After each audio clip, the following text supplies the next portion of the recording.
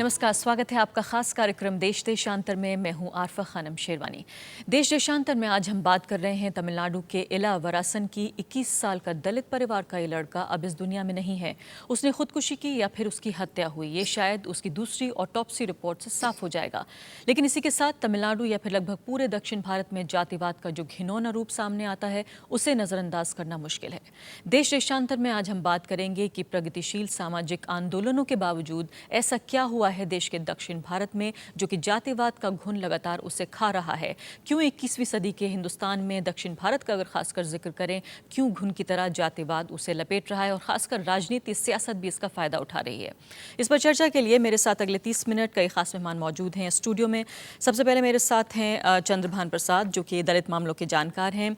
Doctor John Dayal, वरिष्ठ पत्रकार हैं। इसके अलावा भी वो कम्युनल हार्मनी पे बातचीत करते हैं। इसके अलावा मेरे साथ कुलदीप भारद्वाज हैं, जो कि नेशनल प्रेसिडेंट हैं ऑल इंडिया ब्राह्मण महासभा के, और मेरे साथ प्रोफेसर कृष्ण स्वामी हैं जामिया मिलिया इस्लामिया के पॉलिटिकल साइंस डिपार्टमेंट से। चारों मेहमानों का बहुत बहुत स्वागत है। सबसे पहले चंद्रभान जी, अगर मैं आपसे शुरुआत कर सकूं, हमने पूरा ये इंसिडेंट हम जानते हैं कि पिछले साल अक्टूबर से चल रहा है और फाइनली अब देखा कि पहले लड़की के बाप ने आत्महत्या की, उसके बाद वो लड़का जो कि इस जुर्म जिसे माना जा रहा है उसकी भी हत्या हो चुकी है या उसने आत्महत्या कर ली है। ऐसा क्या है फिलहाल जो लोगों को वहाँ पर इतनी हिम्मत दे रहा है कि वो ये कह रहे हैं कि जो फ्यूनरल है उसमें बड़ी तादाद में हम हिस्सा लेंगे? क्योंकि तमिलनाडु में जिसको लोग कहते हैं बहुत ही प्रोग्रेसिव रिफॉर्म मूवमेंट हुए हैं, वो एक्चुअली उस रूप में थे नहीं।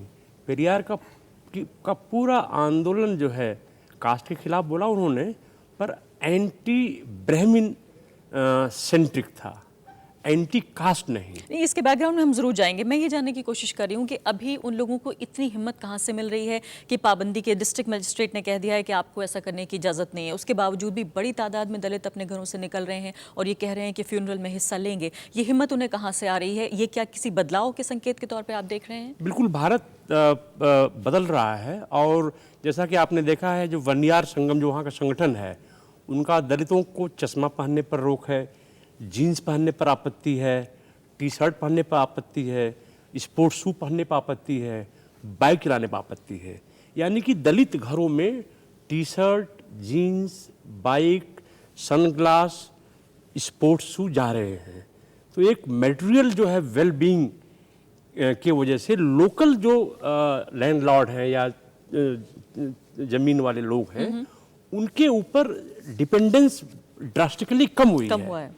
इसलिए इनमें एक नया कॉन्फिडेंस आया है कि हम सोसाइटी को चैलेंज कर सकते हैं। यानी आप साफ तौर पे ये कह रहे हैं कि ये विकास से उपजी हुई एक जलन है या एक तरह का एक कॉम्प्लेक्स है जो उनको लगता था कि जो फ़र्क था उनके बीच और ऊंची जातियों के बीच। हालांकि अगर बात करें हम वन्यार जाति की, तो ऊंची जाति भी नहीं है, वो खुद बैकवर्ड है, ओबीसी है। आप पिछले साल आपने देखा होगा जब इन्होंने शादी किया था और जब दलित बस्तियों पर हमले हुए, तो इंडियन एक्सप्रेस में काफ़ी लंबी खबर छपी थी कि हम लोगों के टारगेट थे टेलीविजन सेट्स, हम लोगों के टारगेट थे बच्चों के जो है बुक्स और स्टेशनरी के जो बैग्स होते हैं, जो बाइक थे वो टारगेट थे। यानी जो भी मटेरियल वेल बीइंग के सिंबल्स थे उसी पर ज़्यादा टारगेट था वनियार समाज के लोगों का।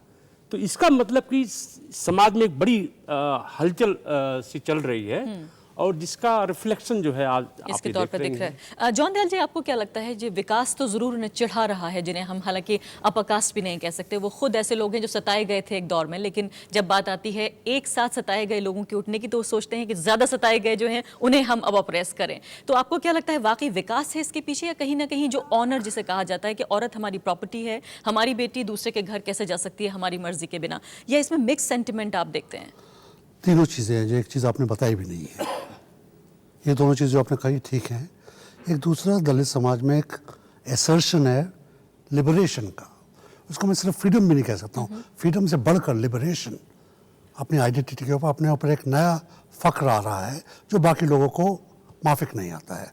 और यहाँ पे एक बताऊँगा कि बैकवर्ड कम्युनिटी और दलित कम्युनिटी, हालांकि आप एक सुपरा लेवल पर देखें, इकोनॉमिक लेवल पर देखें तो लगती है इकट्ठी, मगर दलित अनटचेबिलिटी का शिकार होता है। उस पर प्योरिटी लाइन आती है जो ओबीसीज में नहीं आती है। ब्राह्मण समाज को, उच्च जाति के समाज को ओबीसी से कोई खास बैर नहीं है टचेबिलिटी के मामले में, और बैर हो सकते हैं उनके, मगर दलित एक ट्वाइस पीड़ित, द्वितीय श्रेणी में दोबारा पीड़ित समाज है। पहली बात तो यह है। दूसरी बात है कि हिंदुस्तान में अनटचेबिलिटी तो खत्म हो गई है, मगर ना तो कॉन्स्टिट्यूशन ने कास्ट खत्म की, ना फ्रीडम स्ट्रगल के लोगों ने कास्ट खत्म की कोशिश की, क्योंकि वो जानते थे कि अगर कास्ट खत्म कर दी गई तो एक बहुत बड़ा भूकंप आएगा समाज में, धर्म में बहुत बड़ा भूकंप आएगा। शायद धर्म उस स्थिति में ना हो, उस इमेज में ना हो जिसमें अभी तक वो उसको जानते थे, कोई नया चीज पैदा हो। तो दक्षिण भारत में भी पेरियर को मरे हुए काफी अरसा हो गया है। पेरियर के रिफॉर्म्स, जैसे उत्तर भारत में लैंड रिफॉर्म्स इनकम्प्लीट रहे हैं, पूरी तरह जो उनको जिस कोटि तक जाना चाहिए था उस कोटि तक ना जा पाए हैं। तो वहां पर भी, और ये जो मिश्रा कमीशन ने एक बात कही थी कि जो दलितों के खिलाफ चलता है कास्टिज्म, दलित वाला कास्टिज्म, ओबीसी की बात नहीं कर रहा हूं, वो धर्म को, भाषा को, इकोनॉमिक स्टेटस को भेदता हुआ चला जाता है। ईसाई धर्म में कास्ट है, इस्लाम में कास्ट है, चर्च के पीछे कब्रिस्तान में बीच में दीवार है। लेकिन जॉन दयाल जी, इसके अलावा दिन दहाड़े 250 दलितों के घर जला देना, उनको लोगों को मारने की कोशिश करना, आपको नहीं लगता कि ये लॉ एंड ऑर्डर की समस्या भी है? क्या ये इतना आसान हुआ तो मैं कुछ और कह रहा हूँ, लॉ एंड ऑर्डर तो हर जगह होता है, स्टूडेंट वायलेंस पे होता है। नहीं, लॉ एंड ऑर्डर का मतलब मेरा कहने का कि वाकई जो डिस्ट्रिक्ट मजिस्ट्रेट है, जो यानी कि डिस्ट्रिक्ट एडमिनिस्ट्रेशन है, उसने रोकने की कोशिश नहीं की? क्या वो भी दबाव में रहे जाति, बनियाड़ जाति के लोगों के? कोशिश पूरी तरह नहीं की, कोशिश की होगी, मगर इतनी जब ये बवाल फटता है तो छोटी मोटी डिस्ट्रिक्ट पुलिस के कंट्रोल का बाहर हो जाता है।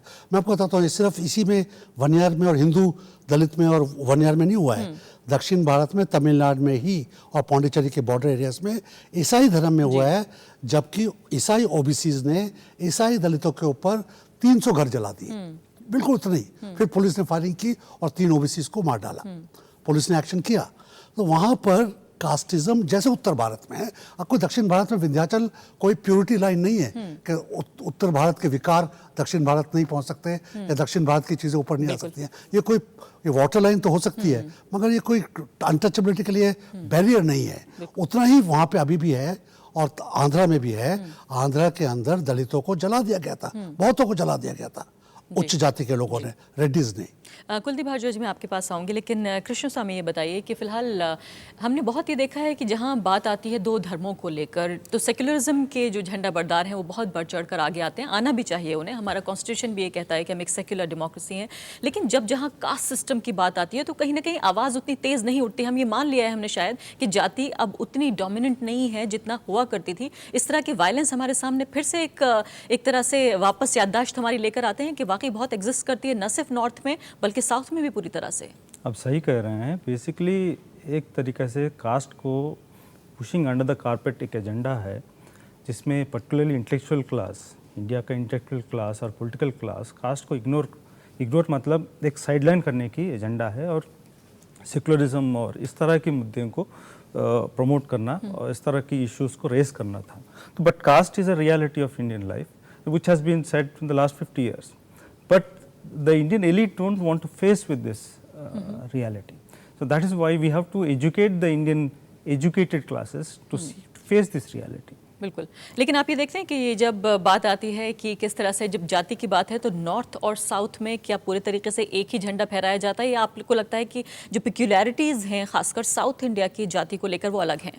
मेरा आपसे एक डिसएग्रीमेंट यही है कि एक स्टीरियोटाइपिंग हो गया है कि साउथ इंडियंस आर प्रोग्रेसिव और उसके ज़्यादा पढ़े लिखे लोग, ज़्यादा पढ़े लिखे लोग है ना, अच्छा है मेरा ख्याल। This lens, South Indians are as conservative as North Indians in terms of when it wants to show their feudal sentiments. The South Indians want to compete with the North Indians. So this kind of nice South Indian image, which the North Indians would like to have, I think they should give that up and take the caste issue as a serious issue, and it's a national issue. Ji. The triggering points might be different. One might be love issue, one might be a land issue, but the national issue of caste and untouchable Dalit issues are common issues all over India from Kashmir to Kanyakumari. I think we should concentrate our problems at a national level and work it out holistically rather than looking at it only from a South Indian point of view. बिल्कुल। कुलदीप भारद्वाज जी, आप खामोशी से सुन रहे हैं इस पूरी बहस को, और हम जानते हैं कि अक्सर बात होती है अपर कास्ट और लोअर कास्ट की। हालांकि आप जो रिप्रेजेंट करते हैं वो ब्राह्मण महासभा को करते हैं, उनके उद्देश्य भी जाहिर है हमें पता है। लेकिन जब इस तरह की चीज़ होती है, जब दो पिछड़ी जातियों के बीच, ज़्यादा पिछड़ी और कम पिछड़ी के बीच इस तरह से फसाद आप देखते हैं, तो आप किस नज़रिए से देखते हैं इसको? देखिए, मेरी चीज़ तो एक चीज़ समझ नहीं आई, जो ये मुद्दा है जो आप लोगों ने भी बताया वनियार जाति और दूसरी जाति के बीच में, हमारे साथीगण भी सीधा सीधा अटैक जो ब्राह्मण पर रहा, ब्राह्मण वहाँ बीच में कहाँ से आ गया ये तो मुझे समझ नहीं आया। सीधी सी बात ये है, जिनके साथ हुआ वो गलत हुआ, नहीं होना चाहिए था। और आज मतलब वो बहुत पुरानी चीज़ें हो गई हैं कि हम किसी को दूर रखें खाली जाति के नाम पर। आज कहना नहीं चाहिए, लेकिन क्योंकि शायद ऐसा विषय यहाँ पर नहीं है, लेकिन शायद हमसे ज़्यादा सपोर्ट आज हम किसी जाति विशेष का नाम नहीं ले सकते। तो फिर आपको ब्राह्मण महासभा बनाने की जरूरत क्यों पड़ी अगर फर्क नहीं है तो? फर्क नहीं, ब्राह्मण महासभा देखिए मुझे जरूरत नहीं पड़ी, ब्राह्मण महासभा तो परंपरागत रूप से चलती आई है और ब्राह्मण महासभा कहीं ना कहीं संस्कृति की पोषक रही है, इस राष्ट्र की पोषक रही है, इसमें कोई दो राय नहीं है। वास्तविकता यह कि आज के समय में यदि सपोर्ट की आवश्यकता है तो ब्राह्मण वर्ग को ज्यादा है। अच्छा मैं चाहूंगा इस चीज के लिए हमने कोई आप कुछ कहना चाह रहे थे? जी बोलिए। बोलिए। तो कहने का मतलब ये कि मेरा एक तो अपने साथियों से निवेदन है कि ब्राह्मणों पर अटैक करना बंद करें। आज ब्राह्मण, एक मुझे एक सीधी सी बात बताइए, ब्राह्मण को सबसे पहले कहा जाता था कि शायद शादियों में फेरे पड़वाने गए, ये पड़वाने गए। सबसे पहले ब्राह्मण ने जो वहाँ काम किया, क्या किया कि ये किसका निकालिए, ये दलित समाज के या उस समय सफाई वर्ग के लोग कहते थे, उनका निकालिए, ये ग्वाले का हिस्सा निकालिए, विद्यालय का हिस्सा निकालिए। वो तो बचा कुचा अपना लेकर गया, उसने अपने बारे में सोचा कहाँ। और मैं एक चीज, जैसे हमारे साथीगण कह रहे थे ओबीसी और दलित समाज के संदर्भ में, यहाँ मेरा शायद थोड़ा सा डिफरेंस उनसे है। आप आज भी गांवों के अंदर चले जाइए तो ब्राह्मण के नजदीक दलित समाज कहीं ज्यादा है बनस्पत ओबीसी समाज की। आप आबादी की बात कर रहे हैं? जी हाँ। गांव में कहीं भी आप चले जाइए दलित समाज आज ज्यादा नजदीक है और पहले भी ज्यादा नजदीक रहा बनस्पत ओबीसी समाज के। तो ब्राह्मण ने तो कभी किसी का बुरा इसके अंदर सोचा नहीं, ब्राह्मण ने तो कभी किसी के लिए शायद गलत किया। मैं ये नहीं कह रहा व्यक्ति विशेष रूप से कोई व्यक्ति। अच्छा यानी आप ये कह रहे हैं कि जो दलितों का जितना जो प्रताड़ित हुए हैं पिछले बहुत सारे दशकों से या फिर हम कहें शताब्दियों से, उसमें ब्राह्मणों का कोई ब्राह्मणों का रोल मुझे बताइए ना। ब्राह्मण के हाथ में सत्ता कहाँ थी? सत्ता थी, अब मैं फिर कहना चाहूंगा अगर दूसरी बात कहें तो सत्ता एक लंबे अरसे से चलती चली आई तो राजपूत समाज के हाथ में चली। मैं हालांकि उनको दोषी नहीं कह रहा, लेकिन उसके भी अगर थोड़ा सा अंदर जाएं तो अनटचेबिलिटी जैसी चीजें शुरू कहां से हुई ये भी एक देखना पड़ेगा। आज जितने भी लोग उनके नाम पर, दलित समाज के ओबीसी समाज के नाम पर जो लोग आज रोटी खा रहे हैं, दलित समाज से अगर थोड़ा सा छुआछूत कहीं चली आ रही है तो मैं समझता हूँ वो वहां पर है कि शायद उन बेचारों का जीवन स्तर ज्यादा अच्छा नहीं है, कारण उसके पीछे कुछ भी रहे हो।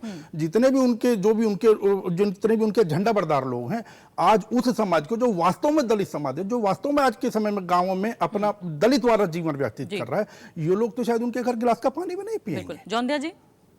नहीं, मेरा तो कास्ट कैसे आई, प्योरिटी लाइन क्या है, अनटचेबिलिटी अस्पृश्यता क्या है, ये तो इसके ऊपर बहुत रिसर्च हो चुकी है।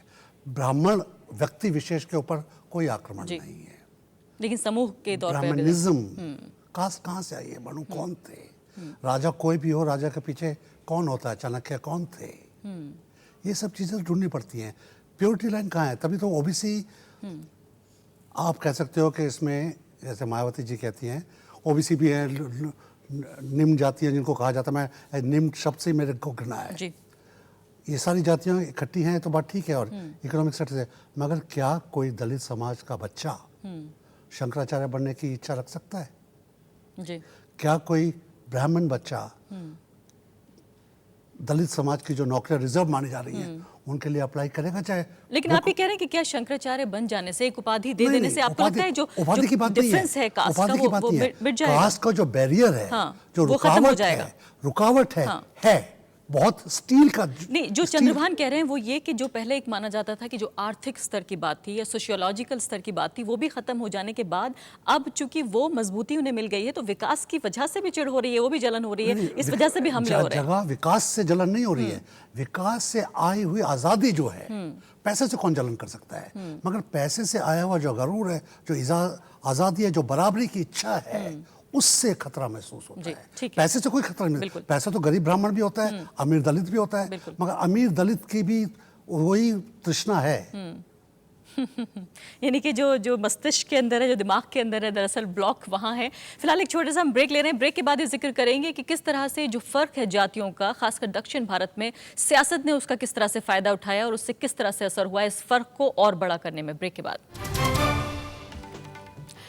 ये दुर्भाग्य ज़रूर है कि 21वीं सदी के हिंदुस्तान में आज ही हम जाति के जो फ़र्क है, जो डिफरेंस है, उसके ऊपर हम बात कर रहे हैं। खासकर आज दक्षिण भारत में हम बात कर रहे हैं कि किस तरह से जातिवाद अभी भी एक घिनौने चेहरे के तौर पर हमारे सामने लगातार आता है, कभी हिंसा के तौर पर, कभी सियासत के तौर पर।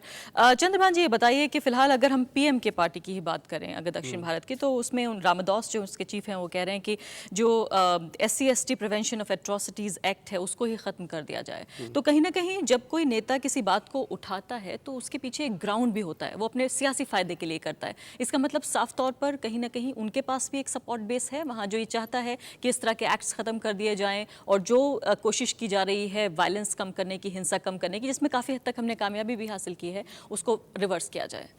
देखिए, अभी पूरे देश में एक नई प्रोसेस शुरू हो गई है।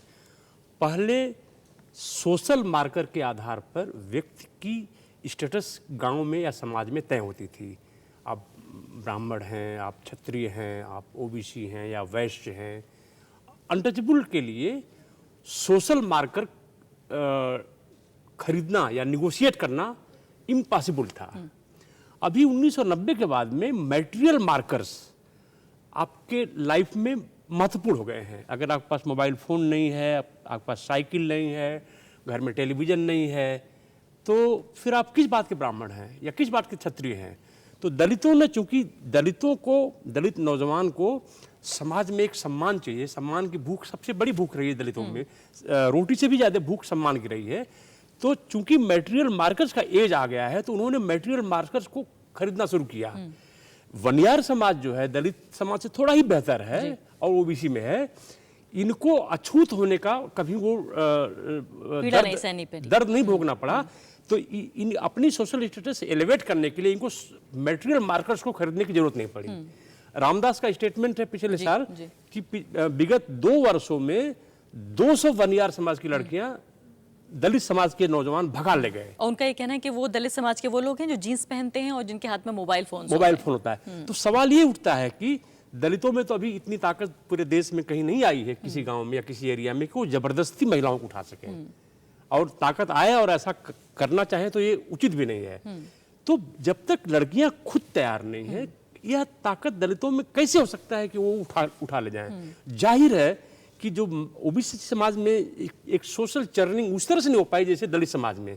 बाबा साहब अम्बेडकर आए, उन्होंने कहा अच्छे कपड़े पहनो, ये काम मत करो, डेड एनिमल का मीट मत खाओ, बहुत सारी चीजें वो बता गए। OBC समाज में इस तरह का सोशल चर्निंग का एक प्रोसेस शुरू नहीं हुआ। OBC समाज में क्या हुआ, उत्तर भारत में अंग्रेजी हटाओ, अंग्रेजी ड्रेस मत पहनो। जितने OBC लीडर्स हैं आप देखिए, उनकी ड्रेस, उनकी लैंग्वेज देखिए। वैसे ही तमिलनाडु में एंटी हिंदी भी था और जो लोअर OBC समाज का था एंटी इंग्लिश भी उनका एक था। तमिल हमारी बेस्ट लैंग्वेज, क्लासिकल लैंग्वेज है। तो ये जो लेकिन दलितों ने बहुत जल्दी अपनाया। अंबेडकर साहब भी खुद कपड़े पहनते थे जो वेस्टर्न एक तरह से लिखते थे। तो ये मिस्टेक जो OBC समाज से हो गई है, उस मिस्टेक की वजह से दलित समाज को भुगतना पड़ रहा है। कृष्ण स्वामी, मैं आपकी तरफ आना चाहती हूँ। ये बताइए कि जिस तरह से जो वंचित वर्ग है, जो वर्ग पहले से मार्जिनलाइज रहा, वो वर्ग जब एकजुट होता है तो हम जानते हैं कि आवाज़ तेज उठती है। लेकिन ये किस तरह का दुर्भाग्य है कि वो लोग जो पिछड़े हैं और जो अति पिछड़े हैं, अगर वही आपस में वो छोटे पाए के लिए अगर लड़ेंगे तो ये जो पूरी जाति की लड़ाई है वो कहाँ पहुँच रही है फिर? ये तो आप बिल्कुल सही कर रहे हैं। बट ये जो प्रॉब्लम जो है दलितों में, जो छोटा पाई को डिवाइड करना, ये problem is the problem all over the world. Wherever they are poor, this is the problem, because it is the material conditions. इसका जो कंडीशंस हैं वो इस तरह की परिस्थिति बनाती है, इसीलिए मूवमेंट करप्ट हो जाती है जल्दी से। तो मगर सारी दुनिया में स्टडीज यही हो रहे हैं कि इस तरह के जो कमज़ोर वर्ग हैं किस तरह से अपनी सिचुएशन से, बट अब इतने बुरे सिचुएशंस के बाद भी ये लोग यूनाइट हो रहे हैं, ये एक तरह से एक पॉजिटिव फिनोमेना है। नहीं, लेकिन हमने बहुत सारे दशकों में हमने देखा कि जो उच्च वर्ग है उससे लड़ते हुए, यानी सो कॉल्ड ब्राह्मण्स कहें या दूसरी जातियां कहें, कि उनसे लड़ते हुए उत्तर भारत से लेकर दक्षिण भारत तक, द्रविडियंस इसकी हम बात करें, उनसे लड़ते हुए पूरा वक्त गुजरा। और अब जब लगता है कि वाकई ये लड़ाई पार पा रही है, तब खुद उस वंचित वर्ग के अंदर आपस में कितने डिविजन्स हैं? हर एक ग्रुप में इंटरनल डिविजन्स हैं, हर एक ग्रुप में इंटरनल डिविजन्स हैं। बट जब आप गरीब होते हैं तो इंटरनल डिविजन्स को ओवरकम करना और मुश्किल हो जाता है। लेकिन चंद्रभान कह रहे हैं ये तो सम्मान की लड़ाई है, सम्मान की बात ज्यादा है बजाय इसके कि हम सम्मान मटीरियल की चीजों लड़ाई की बात है, करें। सम्मान की लड़ाई है, उसमें एग्रीमेंट है, बट इनके अंडर इंटरनल डिफरेंसेस भी हैं। क्या गोल क्या है, मटेरियल नीड्स भी चाहिए। जैसे जमीन वहाँ पर बड़ा मुद्दा है कि जमीन को लेकर जमीन अगर हम चाहिए, बात करें, dignity आपको लगता चाहिए। है कि दलितों के बीच और वनियार जाति के बीच जमीन को लेकर मुद्दा है, ये वजह खास है? जमीन का मुद्दा तो दलितों का और नॉन दलित का हजारों सालों से है, ये कोई नया फाइट नहीं है। जमीन नॉर्थ इंडिया से भी साउथ इंडिया से भी यही प्रॉब्लम है कि जमीन, बिकॉज इनका से मैं डिसएग्री करता हूँ क्योंकि वनियार कम्युनिटी का जो लैंड प्रोपोर्शन है 50% ऑफ धर्मपुरी डिस्ट्रिक्ट है। So in terms of it pageantry है, they are landed peasantry. It's not, though they call themselves MBCs, but they are really powerful and landed. And Dalits have only 2% of the land. So they have very, very little resources. जी, इसमें मैं एक जुड़ना चाहूँगा, land का जो सवाल सही कर रहे हैं आप। कभी जिसके पास जमीन थी तो वो दुनिया का राजा था। मेरे गांव आजमगढ़ में किसी के पास 5 एकड़ जमीन है तो बहुत बड़ा वो जमींदार या किसान समझता था। तो जो तमिलनाडु में हो रहा है, दलितों के पास बहुत थोड़ी जमीन थी। वनियार या थेवर जो है सदर्न तमिलनाडु में, इनके पास जमीन थी। तो इनके पास ये जमीन थी, जमीन को लेके गांव में पड़े रहे। जमीन है, भैंस है, बैल है, गाय है, बकरी है, उसको लेके अपने गांव में पड़े रहे, क्योंकि शहर में माइग्रेशन इसको लेके नहीं कर सकते हैं। दलित के पास जमीन नहीं थी तो उसने कहा कि इनके साथ काम भी नहीं करना, चलो शहर जाते हैं। तो जब शहर गए तो इनको लिक्विड कैश आसानी से मिल गया और उससे अपने इनका लाइफ स्टाइल चेंज होने लगा। वहीं पर जमीन द्वारा पैदा हुआ अनाज को बेच करके आप सन ग्लास खरीदे, ये संभव नहीं है। जी, तो जमीन नहीं थी, वो एक बहुत बड़ी पीड़ा थी और वो वही ब्लेसिंग बन गई। ब्लेसिंग बन गई। बिल्कुल। कुलदीप भारद्वाज, ये बताइए कि दशकों तक, बल्कि कहें शताब्दियों तक आपके पास तमाम चीज़ें रहीं, सत्ता रही, इसके अलावा पैसा रहा। अब जब छोटे वर्गों के पास आ रहा है तो समस्या क्या है फिर? नहीं, हमें किसी प्रकार की समस्या नहीं नहीं, है। चंद्रभान जो कह रहे हैं कि जो विकास का जो चेहरा नजर आ रहा है सामने, कि उसके घर में भी टेलीविजन है, उसके घर में भी रेफ्रिजरेटर है, और जब अटैक हो रहे हैं, हमले हो रहे हैं, तो हम देख रहे हैं कि रेफ्रिजरेटर पे हो रहा है। इस तरह की गालियां ईजाद की गई हैं जिसमें कि उसके सम्मान को ठेस पहुंचे। आज भी एक दलित IAS ऑफिसर जो है सम्मान के लिए लड़ रहा है जबकि वो IAS बन गया है। नहीं, ये बहुत छोटा था, कोई विशेष रूप से किसी का हो सकता हुआ। एक चीज मैं जरूर कहना चाहूंगा, अब धीरे धीरे कहीं बहुत थोड़ा बहुत रह गया, मैं उसके विषय में बात नहीं करूंगा। वरना अगर होता क्या है कि आपस की जो उनकी अपनी आत्मसम्मान की लड़ाई होती है या किसी व्यक्तिगत कारणों से जो लड़ाइयां होती हैं, उनको जातिगत लड़ाइयों का नाम दे दिया गया है। सबसे बड़ी चीज तो ये हो रही है क्या कि जो समाज को, जिनको पास विचारों के पहले कोई चीज नहीं थी, चाहे जमीन मिली या किसी भी कारण से वो आर्थिक रूप से संपन्न हुए। वास्तविकता है, कहना ये चाहिए कि आज उनमें से ज्यादातर जो युवा वर्ग आ रहा है, पुरानों की बात मैं नहीं करूं, जो युवा वर्ग आ रहा है वो उस पैसे को संभाल नहीं पा रहा है। एक तो उनको कानूनी नहीं, सपोर्ट तो है। क्या ये माने कि आप इसके लिए तैयार हैं कि एक ब्राह्मण लड़की की शादी एक दलित लड़के से हो जाए, अब इसमें कोई समस्या देखिए, नहीं? हम रोक कहां पाते हैं? देखिए, रोकना चाहते हैं? देखिए मेरी बात सुनिए। नहीं, रोकना नहीं। मैं अगर उनकी बात करूं, भाई साहब ने जो भी जिक्र किया, तो उन्होंने कहा शंकराचार्य नहीं बन सकता दलित का लड़का। देखिए, वो तो इस तरफ को आ सकता है, ऐसे अनेकों उदाहरण है। हो सकता है किन्हीं कारणों से किसी दलित वर्ग का बच्चा अभी वहां तक क्योंकि ना कहा पहुंचा जाता हो। है जब तक रोटी बेटी का साथ नहीं होगा तब तक जो है जाति नहीं जाएगी इस देश से। देखिए, रोटी बेटी का तो एक सीधा सा है, सब समाज ने एक कोशिश कर लिया कि भाई रोटी बेटी का साथ हो जाए। रोटी बेटी के साथ में जब तक आपके अगर आप खाली ब्राह्मणों के अंदर ही ले लें, ब्राह्मण एक दूसरे का, हम कहते हैं हम गॉड ब्राह्मण है, हम अपने इनमें कान्यगुब्त के अंदर शादी नहीं करेंगे। होता है क्या कि जब तक कल्चर मीट ना करे, जब तक कल्चर ना मिले उन लोगों का, आपस में खान पान नहीं मिलता, तो वो तो मिलने से ही होगा। रोटी बेटी का साथ इसलिए नहीं हो सकता क्योंकि सबसे बड़ी खान पान की समस्या आती है। और अनेकों उदाहरण है, जब खान पान और विचारों अगर कल्चर मिल रहा है तो उनकी बच्चियां हमारे यहाँ भी आई और यानी हमारे कोई बच्चे वहाँ समस्या चली नहीं गई। है। जॉन दयाल जी, बहुत संक्षेप में आखिरी बात आपसे, अब किस तरह के रिफॉर्म की जरूरत है, बहुत संक्षेप में? रिफॉर्म्स होना जो चाहिए था हुआ नहीं और शायद हो भी ना पाएगा। कास्ट को एबॉलिश करना चाहिए था, अनटचेबिलिटी को नहीं। कास्ट जाती तो अनटचेबिलिटी अपने आप चले जाती, अनटचेबिलिटी जाने से कास्ट नहीं जाती है। यहाँ पर रिफॉर्म जो ये कह रहे हैं, इस सरल तरीके से बच्चों वाले रिफॉर्म की जरूरत नहीं है। रोटी बेटी आपने ठीक कहा, रोटी बेटी का क्या अर्थ है? दूसरे को अपना बराबर समझना, अपना संबंधी, अपना समधी समझना, उसके साथ वो बैठ नहीं के समझ खाना, रहे उसमें हैं। रिश्तेदारियां करना, वो बिल्कुल। नहीं समझ पा रहे हैं ये, क्योंकि अभी भी आंख में सुअर का बाल है, अभी भी आंख के अंदर उसको नीचा ही देखा जाता है। जब भी कोई मुंह से गाली निकलती है दलित के लिए तो उसके मान को, उसके सम्मान को करती है, उसको गरीब नहीं कहती समय है। बिल्कुल समाप्त हो चुका है। यानी रोटी से ज्यादा अब जो मसला आया है, अब जो असली मुद्दा है वो सम्मान का मुद्दा है कि सम्मान कैसे वापस लाया जाए। बहुत बहुत शुक्रिया डॉक्टर जॉन दयाल, चंद्रभान जी, कुलदीप भारद्वाज और प्रोफेसर कृष्ण स्वामी। तो साफ तौर पर दक्षिण भारत का हमने जिक्र किया, कहीं ना कहीं जिस तरह के रिफॉर्म मूवमेंट्स पहले देखे गए, नए सिरे से उन रिफॉर्म्स के आने की, उन सुधार के जो आंदोलन है उनको आने की जरूरत महसूस होती है। अभी के लिए इतना ही, नमस्कार।